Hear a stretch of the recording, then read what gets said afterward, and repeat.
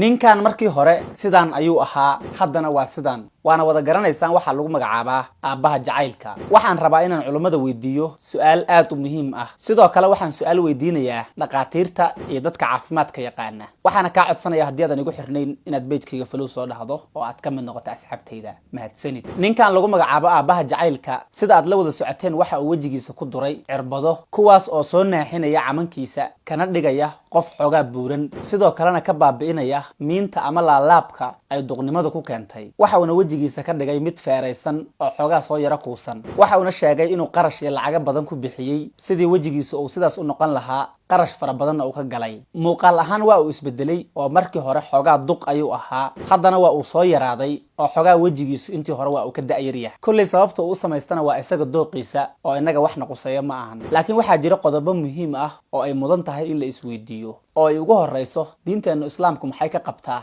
in qofku isaga oo da' oo duqnimo ay ka muuqato oo wajigiisa bedelo ama uu is yareeyo yacni cirbada noocan ah oo wajigiisa soo buurinaysa kana dhigaysa da'diisa mid xoogaa intii hore ka yar in la isticmaalo oo qofku uu wajigiisa ku duro maxay diinta islaamku ka qabtaa isagoo ujeedadiisu ay tahay in uu da'diisa uga hortago ma waxay la mid tahay iscadaynta oo sida qofka inuu skinkiisa bleaching ku sameeyo ay xaraam u tahay ay midaanana xaraam u noqonaysaa mise waa sida timo beerashada oo kale oo qofka kaliya looga baahan yahay inuu sheego inuu timaha soo beertay oo uusan dadka ku qiyaamin su'aashan waxaan weydiinaynaa culimada Soomaaliyeed meel kasta oo ay joogaan iyo cid kasta oo diinta aqoon u leh maxay diinteena islaamku ka qabtaa ficilka uu ninkan odaga ah ee lagu magacaabo aabaha jacaylka sameeyay sidoo kale iyagana waxaan su'aal weydiinayaa dhaqaatiirta ama dadka aqoonta u leh caafimaadka maxay dhibaato caafimaad leedahay in qofku wajigiisa uu ku duro cirbadaha noocaani ah oo sidaani uu ka dhigo wax ma u dhibaysaa oo side effect ma leedahay mise waxba uma dhibayso su'aashan jawaabteeda waxaan uga baahannahay dhaqaatiirta aqoonta u leh maqaarka iyo qaybaha wajiga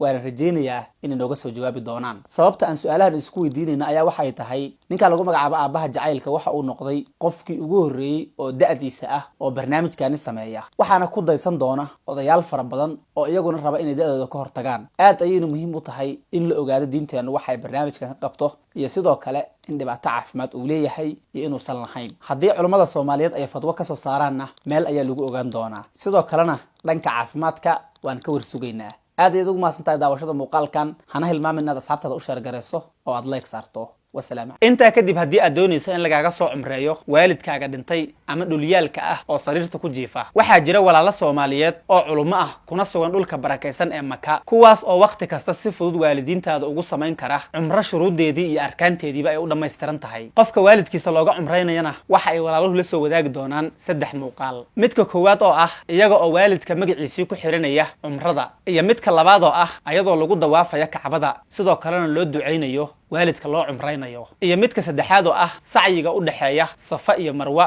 oo loogu duceynayo waalidka iyo qofka wakiilka ah inta kadibna saddexdaas muuqaal ayaa qofka WhatsApp-kiisa loogu soo dirayaa oo sidaas ayaa waalidkiisa looga soo cumreeyay haddaba haddii aad u baahan tahay walaalahan waxaad kala xiriiri kartaa lambarka shaashada kaaga muuqda waalidkaagana uga soo cumreey wax ka yar $400 halkii ay kaaga bixi lahayd lacag ka badan $2,000 dhammaantaana waxaan noo rajaynayaa in waalidiinteena aan wax tarno oo aan baariyaal u noqono waad mahadsantihiin